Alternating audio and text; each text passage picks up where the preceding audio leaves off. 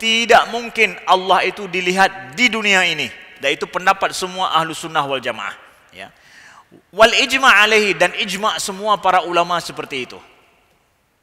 Nah, jadi kalau ijma' ahlu sunnah seperti itu, nggak mungkin Allah dilihat di dunia ini, maka yang mengatakan udah lihat Allah atau berjumpa dengan Tuhan, udah jelas itu adalah sesat.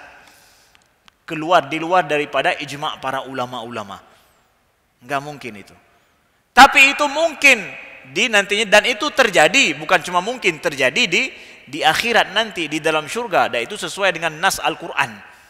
Itu pendapat Ahlussunnah wal Jamaah. Apakah mungkin Allah itu dilihat di dunia ini? Secara akal mungkin saja, tetapi lam yahsul, tidak pernah terjadi dan tidak akan terjadi. Adapun Nabi melihat Allah, itu keterangannya khusus bagi Nabi, tapi dalam hadis yang lain, tidak ada bagi yang lain sama sekali. Nah, ini ijma' para ulama dalam hal ini, tidak bisa akan tidak ada yang melihat Allah Subhanahu wa taala. Maka siapa yang mengatakan demikian, sungguh dia telah keluar daripada Ahlus Sunnah wal Jamaah. Kemudian Ibnu Hajar mengatakan dalam hadis anta'budallaha ka'annaka tarahu. Nah, ada hadis yang yaitu Nabi mengatakan ihsan itu apa? Ihsan itu anta'budallaha ka'annaka tarahu fa illam takun tarahu fa innahu yaraka. Engkau menyembah Allah seakan-akan engkau melihat Allah. Tapi kalau engkau enggak melihat Allah, maka sesungguhnya Allah melihatmu. Kan itu.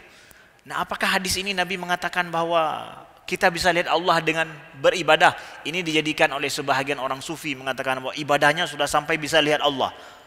Tapi ijma' para ulama mengatakan bahwa tidak pernah terjadi orang melihat Allah di muka bumi ini. Sampai Nabi Musa sendiri minta lihat Allah kan? Tapi lantarani walakin inzur ilal jabali. Enggak bisa engkau melihatku wahai Musa, tapi lihat kepada gunung itu. Nabi Musa aja minta lihat Allah, enggak dapat. Ini siapa kita nih? Ya. Enggak bisa bahasa Arab lagi mau lihat Allah. Ya. Dalla siyak hadis ala anna ru'yatullah fid dunya bil absar ghairu waqi'ah. Ibnu Hajar mengatakan, Al-Asqalani ya, dalam menjelaskan hadis ini ya, bahwa sesungguhnya hadis ini menunjukkan bahwa melihat Allah di dunia ini dengan mata ghairu waqi'ah, sama dengan tidak terjadi. Wa amma ru'yatun nabi fadzalika dalilun akhar. Nah, adapun nabi melihatnya itu dalil yang lain. Ini diperkuat dengan hadis Nabi lagi, wa'lamu annakum lan tarau rabbakum hatta tamutu. Hadis riwayat Imam Muslim, hadis yang sahih. Nabi mengatakan, ketahuilah sesungguhnya kalian tidak akan melihat Tuhan kalian sampai kalian tamutu, kalian meninggal. Nah, kalau sudah meninggal, udah lain cerita itu. Sampai kita meninggal, kalian tidak akan melihat Allah, melihat Tuhan kalian tidak. Ini hadis Nabi SAW. Maka siapapun yang mengatakan dirinya melihat Allah atau dia berjumpa dengan Allah, lebih-lebih lagi itu. Lebih-lebih lagi, ini adalah penyimpangan. Kenapa Ustadz katakan menyimpang? Dua alasannya. Hadis Nabi, ya, dan dalam ayat tidak ada menyatakan sama sekali ada orang yang melihat Allah di muka bumi ini. Kalau ada, itu Nabi Muhammad, itu juga perbedaan pendapat para ulama dalam memahami hadis Isra dan Mi'raj. Ya, itu khusus kepada Nabi. Yang lain sama sekali ijma' para ulama. Kalau ada yang mengatakan demikian, dia keluar daripada para ulama Islam. Itulah penyimpangannya. Yang kedua adalah hadis Nabi ini. Sesungguhnya kalian tidak akan melihat Tuhan kalian sampai kalian meninggal.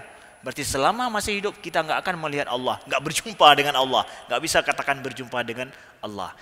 Jadi atas dasar ini kita katakan ini menyimpang. Berarti kalau demikian kita kembali kepada guru atau kembali kepada hadis Nabi. Kembali kepada hadis Nabi. Karena guru yang benar yang mengamalkan hadis Nabi, mengamalkan sunnah, baru jadikan guru. Kalau ada guru yang mengatakan demikian juga, jangan jadikan guru kalian. Jangan jadikan guru kalian. Itu biarlah guru, itulah guru berarti menyimpang dalam hal ini.